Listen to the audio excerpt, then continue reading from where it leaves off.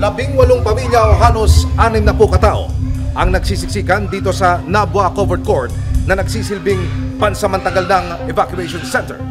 Bukod sa kinaing sa problema sa palikuran at tulugan, ang isa pa sa mga inilalapit na problema ng mga bakwit, sila'y napapaaway na rin sa ilang pang mga lehitimong residente ng barangay. Mga residente dito, ma'am, kung ano na pong pinaparinig sa amin. Tapos may time pa pong binato nila yung mga tent namin, magsialis na daw po kami. Parang sinasabi po nila na kakapal daw po namin kasi nag-i-stay pa kami dito, wala naman daw po kaming nahihita. Sinubukan din naming makausap ang ilang residente sa paligid ng evacuation center. Yung paligid dito sa port, hindi na po matuloy-tuloy. Kaiba na yung amoy ng port namin talaga.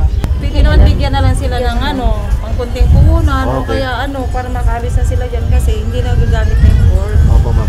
Laging malinis yan. Talaga eh. Pintura niyan, laging bago. Ngayon wala na, kadugyot lang na ang makikita mo. Sa pagbalik ng resibo sa evacuation center nitong March 12, 2024, habang kinukunan ng karagdagang video ang ilang mga residente, dumating ang mga tauhan ng Public Information Office ng Local Government Unit ng Taguig, pati na rin ang ilang tauhan ng City Social Welfare and Development Office ng Taguig. Dala nila ang mga bagong tent para sa mga bakwit. Sir, ano po yan, sir? Modular tent. Bago. Opo, bago po. Ano pong gagawin dyan, sir? Ano po, papalitan po yung mga luma na nakatayo. Pero para kay Abby, hindi raw ito ang kailangan nila. Hindi po yung pagpapalit ng tent yung concern namin ngayon. Ang concern namin, sitwasyon namin dito. Po ngayon lang po yan. You never pa po ito napalitan from last year. Ngayon lang po. Ilang residente naman tulad ni Reynalyn at June Mar ang agad na pumayag sa pagpapalit ng mga tent. At nang simula na nga ang pagliligpit sa gamit at pagbaklas ng mga lumang tent, nagsilabasa na ang ilang chismis.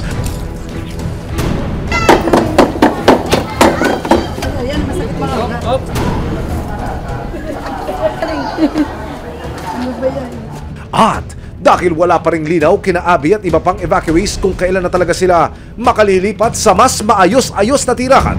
Pagkatapos nating marinig ang hinaing ng ating mga kababayan doon po sa evacuation center, yung mga bakwit, personal nating idudulog sa pamunuan ng Taguig City Hall ang kanilang mga nais na mailapit at maresolusyon ng mga problema.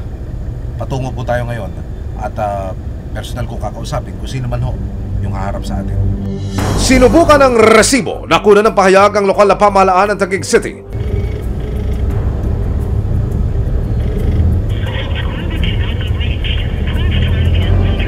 So pangalawa na ho tawag yun, hindi pa rin tayo sinasagot ng mga taga-PIO.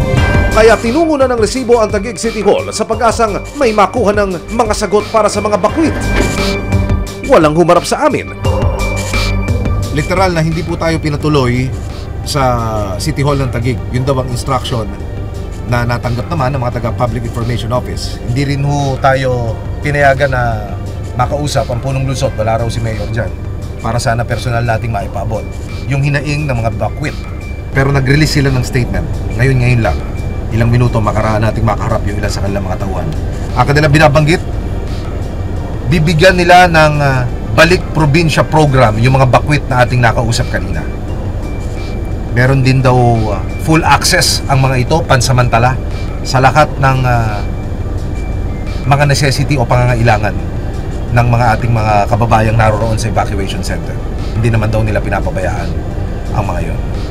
So, tingnan natin kung yan ang magiging favorable, yung tugon na yan ng local government sa mga bakwit na ating nakausap kanina.